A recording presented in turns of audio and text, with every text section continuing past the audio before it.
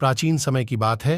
एक महान और शक्तिशाली राज्य में एक राजा और उसका पुत्र राजकुमार रहते थे। इस राज्य का नाम सुंदरपुर था और इसका शासक राजा विक्रम अपने न्याय और परोपकार के लिए प्रसिद्ध था। राजा विक्रम का पुत्र राजकुमार आदित्य युवावस्था में था और अपने पिता की तरह एक बुद्धिमान और साहसी व्यक्ति बनने की इच्छा रखता था। एक दिन राज्य में अचानक एक भयानक घटना घटी। राज्य की रानी, जो राजा विक्रम की पत्नी और राजकुमार आदित्य की मां थी, गंभीर रूप से बीमार हो गई। राज्य के सबसे श्रेष्ठ वैद्य और चिकित्सक भी रानी की बीमारी को ठीक करने में असमर्थ रहे। रानी की स्थिति दिन ब दिन बिगड़ती गई और अंततः एक दिन वह इस दुनिया को छोड़कर चली गई। रानी की मृत्यु ने पूरे राज्य को शोक में डाल दिया, लेकिन सबसे अधिक दुखी राजा विक्रम और राजकुमार आदित्य थे। राजा विक्रम अपनी पत्नी के बिना अधूरा महसूस करने लगा और राजकुमार आदित्य अपनी मां के बिना एकाकी हो गया। यह दुख इतना गहरा था कि दोनों का जीवन उदासी से भर गया। उदासी का सामना। राजा विक्रम ने अपने राज्य के कार्यों में खुद को व्यस्त रखने की कोशिश की, लेकिन उसकी उदासी उसकी आंखों में स्पष्ट दिखाई देती थी। राजकुमार आदित्य, जो अपनी मां के बिना खोया हुआ महसूस करता था, ने अपने आप को महल के अंदर ही सीमित कर लिया। उसे किसी भी चीज में खुशी नहीं मिल रही थी। उस दिन राज्य के प्रमुख मंत्री चाणक्य, जो राजा विक्रम के विश्वसनीय सलाहकार थे, ने राजा से मिलकर एक सुझाव दिया।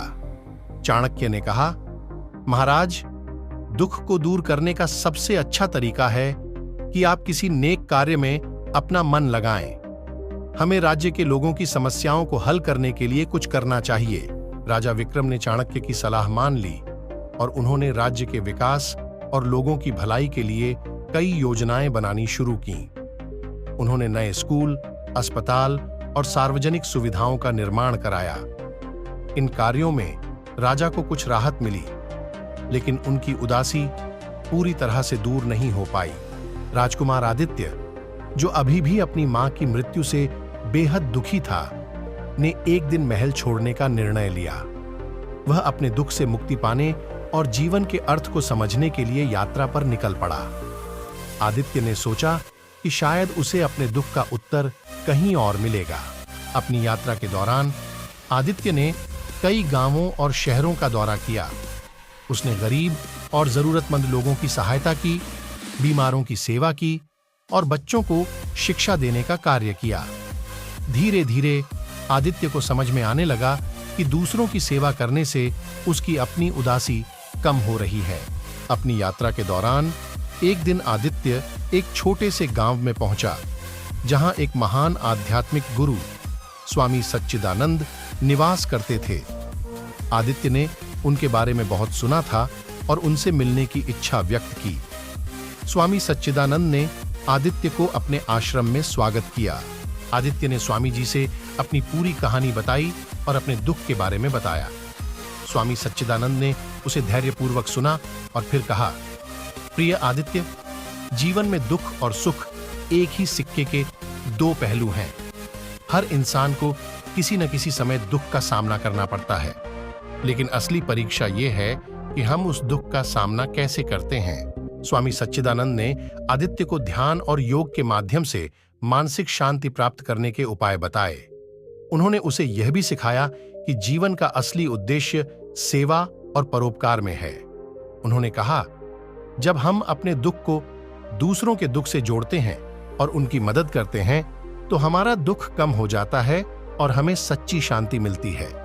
कुछ समय बाद आदित्य ने राज्य में लौटने का निर्णय लिया। जब वो वापस सुंदरपुर पहुंचा, तो उसने देखा कि उसके पिता राजा विक्रम ने राज्य को और भी अधिक समृद्ध और खुशहाल बना दिया है। राजा विक्रम ने भी अपने दुख को कम करने के लिए सेवा और परोपकार का मार्ग अपनाया था।